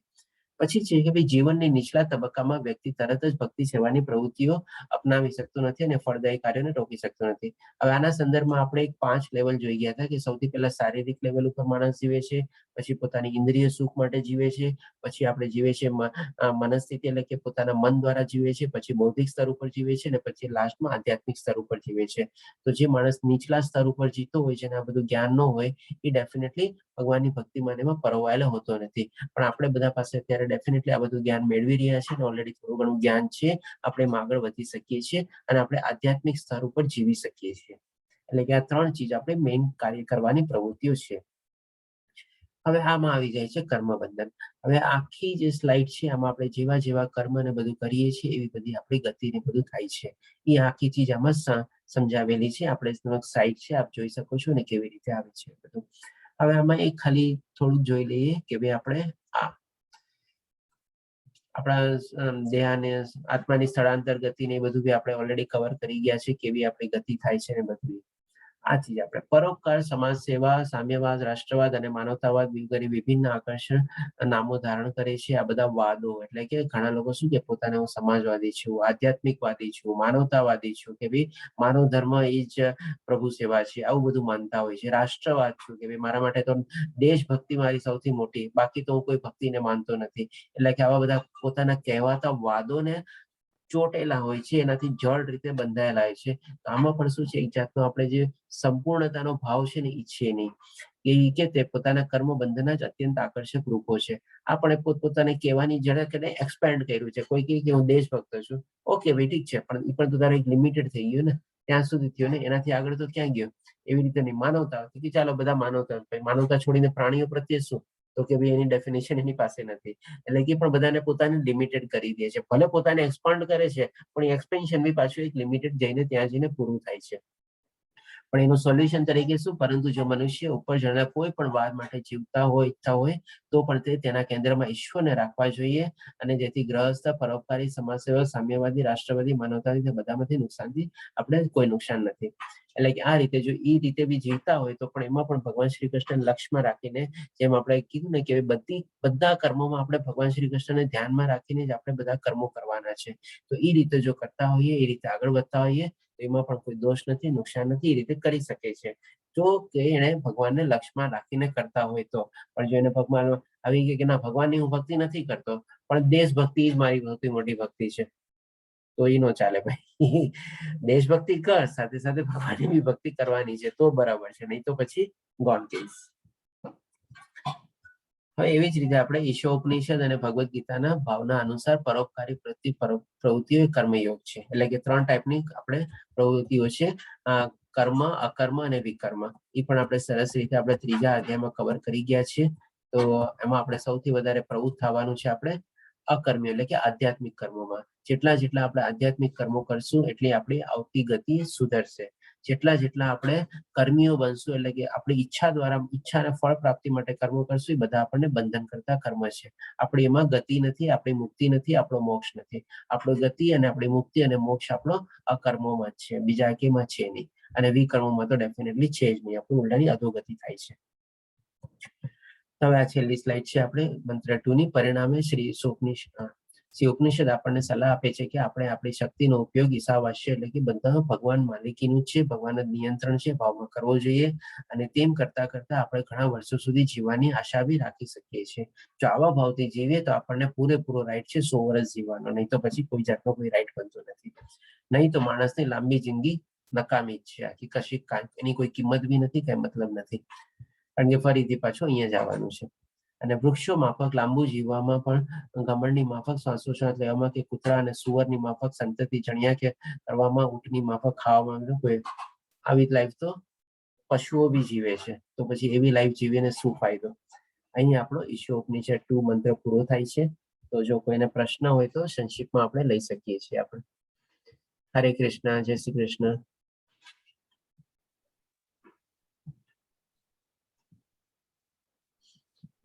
હરે કૃષ્ણ પ્રભુજી. હરે કૃષ્ણ માતાજી. મારો એક પ્રશ્ન છે, બ્રહ્મ એટલે આત્મા? બ્રહ્મ એટલે આપણે આત્મા કહી શકીએ. હા. અચ્છા. અને આપણે સાક્ષાત્કાર જે ની ઉપર જતા હોય એટલે એનામાં તો એ ખબર કેવી રીતે પડે કે ભગવાન આપણી સાથે છે ને ભગવાન અને ભગવાનનો અધિકાર જે એમાં આવ્યું હતું કે ભાઈ બધાના અધિકારો અલગ અલગ હોય છે, તો એ કેવી રીતે, એ થોડું જરા ડિટેલમાં સમજાવો ને. હા, બહુ સરસ પ્રશ્ન છે તમારો. અને આ પર થોડુંક ચિંતન બી કરવાની જરૂર છે અને બહુ ડિટેલ પ્રશ્નનો ઉત્તર થઈ શકે. હું તમને સંક્ષિપ્તમાં સમજાવવાની કોશિશ કરીશ. આપણે જેમ 18 દિવસનો ભગવદ્ ગીતાનો કોર્સ કર્યો એમાં એક અધ્યાયમાં એક શ્લોક આવે છે, જેમાં શ્લોકમાં લખેલું છે કે ભગવાન આપણે સૌથી પહેલા સાક્ષી રૂપે છે, સાક્ષી રૂપે પછી અનુમતિ આપે છે. હવે એ આપણે સ્ટેજને સમજી લઈએ. એ આપણે એ શ્લોકને સમજવાનો મિનિંગ શું હતો એમાં પણ આપણે ઘણી ક્યાંક જો તમે ડિટેલમાં ડિસ્ક્રિપ્શન સાંભળેલું હોય તો બરાબર છે, ને તો એ પ્રમાણે સમજાવું છું. એ શ્લોકના સંદર્ભમાં જ આપણે કે તમારા પ્રશ્નનો એમાં જવાબ આખો આવી જશે. આપણે છે ને જે કંઈ પણ આપણે એક્ટિવિટી કરતા હોઈએ છીએ, કર્મ કરતા હોઈએ છીએ, ત્યારે આપણે જે આત્મા જે છે ને એ સુષુપ્ત અવસ્થામાં બેઠેલી હોય છે. હવે આપણે છે ને જે પણ એક્ટિવિટી ને બધું કરતા હોઈએ છીએ તે 3 લેવલ હોય છે. આપણો સૌથી પહેલા આપણું શરીરનું લેવલ, સેકન્ડ લેવલ હોય છે આપણા મનનું લેવલ, અને થર્ડ લેવલ હોય છે આપણે આત્માનું લેવલ. તો આપણે શરીર સુખ માટે જે કંઈ આપણે એક્ટિવિટી કરીએ એ આપણને શરીરમાં આપણે ઇન્દ્રિય સુખ માટે અથવા ઇન્દ્રિયના વિષયોની તૃપ્તિ માટે આપણે કરીએ છીએ. તો એને થોડો ઘણો આપણને સુખ મળે છે. આપણે કહેવાતું સુખ કહીએ છીએ, ક્ષણિક સુખ હોય છે, પરમાનન્ટ હોતું નથી. થઈ ગયું. પછી આપણે મનને શું જોવે છે? તો કે મનને હંમેશા શાંતિ જોવે છે. અને આપણી આત્માને શું જોવે છે? તો કે આત્માને હંમેશા આનંદ જોવે છે. એટલે કે આ 3 રીતે આપણી 3 મનસ્થિતિ છે અને ત્રણેયની અલગ અલગ પેક્યુલરિટી છે, જેમાં એ ખુશ થાય છે અથવા તો એને એ આનંદ અથવા શાંતિ અનુભવે છે. શરીરને સુખ, મનને શાંતિ અને આત્માને આનંદ. હવે બધી આપણી જયારે એક્ટિવિટી કરીએ છીએ, આપણે જયારે ઇન્દ્રિય વિષયોને બધાની આપણે એક્ટિવિટીમાં ઇન્વોલ્વ હોઈએ ત્યારે આપણી આત્માને એની સાથે કોઈ નિસ્બત નથી. એ જસ્ટ આપણને ખાલી સાક્ષી તરીકે જોયા કરે છે. આપણે માની લો કોઈ ચીજ માટે મહેનત કરતા હોય અને પ્રાપ્તિ માટે આપણે ઈચ્છા કરતા હોય અને આપણે મળી ગઈ, આપણે શરીર સુખ ભોગવી લીધું, ઇન્દ્રિય સુખ ભોગવી લીધું, આપણી આત્માને કોઈ જાતનો કોઈ મતલબ નથી. આરામથી શાંતિથી સાક્ષી તરીકે જોયા કરે છે બેઠા બેઠા. એને કોઈ જાતનો કઈ ઇન્ટરેસ્ટ છે નહીં. હવે પછી આવે છે સેકન્ડ લેવલ, કે જયારે આપણે બધા આપણે કર્મ કરીએ છીએ, આપણે ભગવાનને અર્પિત કરીને કરીએ છીએ, ત્યારે આપણે મનસ્થિતિ ઉપર પહોંચ્યા છીએ કે આપણે થોડું બધું જ્ઞાન મેળવી ગયા અને આપણે એ રીતે આપણે બધા કર્મોને આપણે ભગવાનને અર્પિત કરી દીધા અને જે કાંઈ પણ આપણને ફળ મળે છે એ આપણે ભગવાનને અર્પિત કરીને આપણે એના પ્રસાદ રૂપે આપણે ભોગવીએ છીએ. ત્યારે પણ આપણે મનને આપણે શાંતિ મળે છે. એના વિચારો મને મારી જે ભગવાનની મરજી હતી એ પ્રમાણે મને ફળ મળ્યું અને આપણે એને ભોગવ્યું. એ થયું આપણે મનની શાંતિ. હવે જે આપણે આધ્યાત્મિક લેવલમાં નથી પહોંચ્યા. હવે આની સાથે સાથે આપણે થોડી ઘણી આપણે ભક્તિ આપણે એડ કરીએ છીએ. ત્યારે જઈને આપણી જે આત્મા જે છે ને એ જે ચીજ એને જોતી હતી ને એ એને મળે છે. એ ત્યારે આત્મા શું છે, સાક્ષીમાંથી થોડું ઘણું આગળ આવે છે, એટલે પોતે આમ જાગે છે, ઓહો હા મને ગમતું આવ્યું.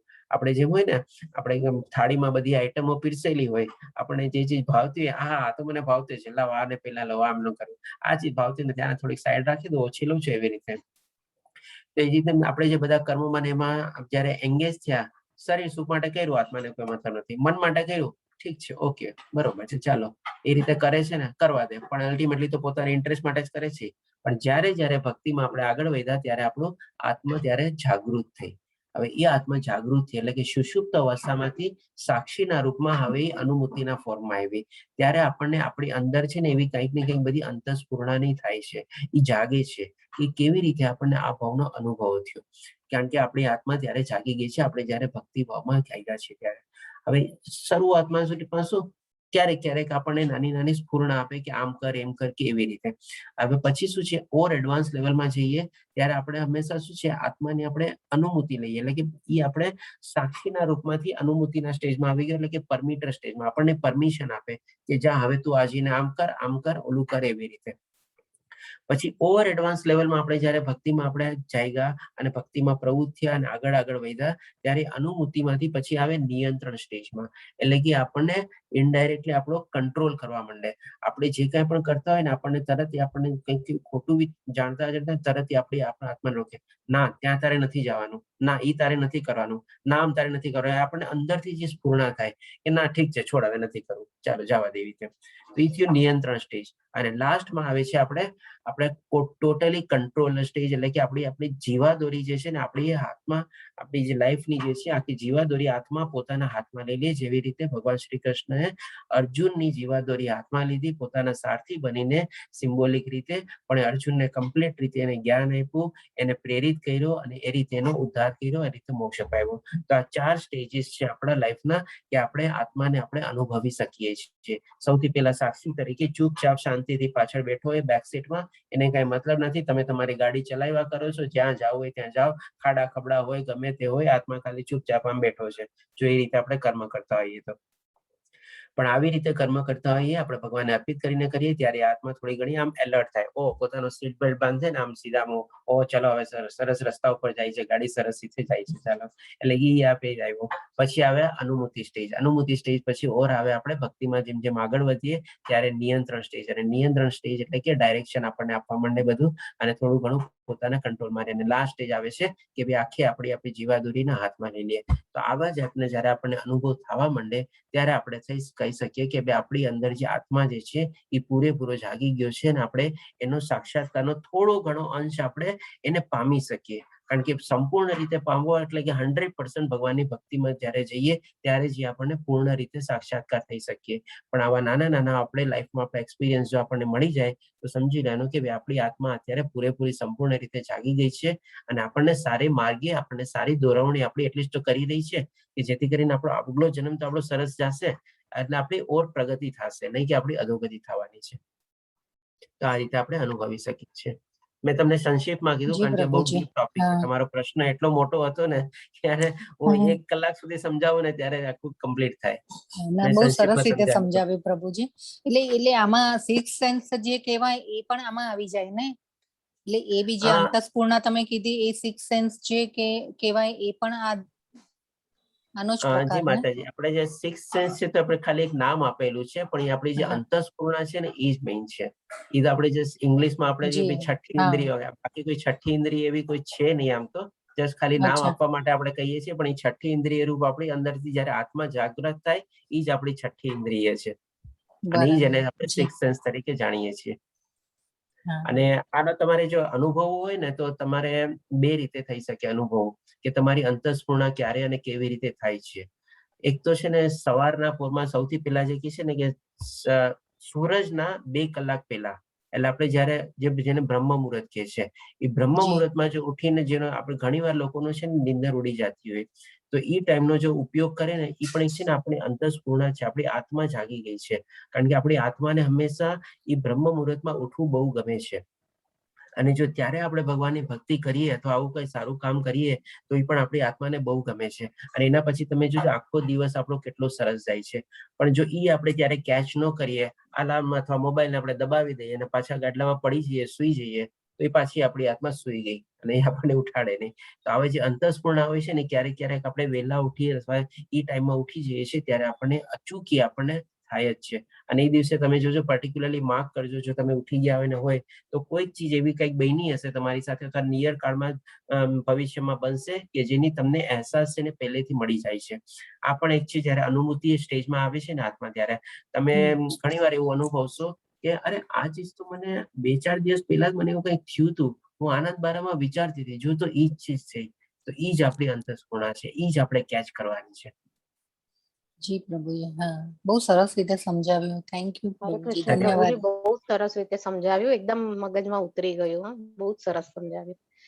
અને પ્રભુજી, મારો પ્રશ્ન એ હતો કે તો ઓમ પૂર્ણમદ જે છે એ કયો મંત્ર છે? એ ઈશોપનિષદનો નથી? એ આપણે ઈશોપનિષદનો મંત્ર નથી. એ આપણે ઇન્વોકેશન મંત્ર અથવા તો આપણે કહી શકીએ ઇન્ટ્રોડક્શન મંત્ર છે. જ્યારે આપણે ભગવાનનું એ રીતે પૂર્ણતાનું આપણે આહ્વાન કરીએ છીએ, એ આહ્વાન મંત્ર છે. આપણે જેમ સૌથી પહેલા બધા મંત્રોના પહેલા ઓમ બોલીએ છીએ ને, ઓમ કરીને આપણે બ્રહ્મને આપણે આહ્વાન કરીએ છીએ, એ રીતે છે. અચ્છા, હરે કૃષ્ણ પ્રભુજી. હરે કૃષ્ણ. ધન્યવાદ. જય શ્રી કૃષ્ણ.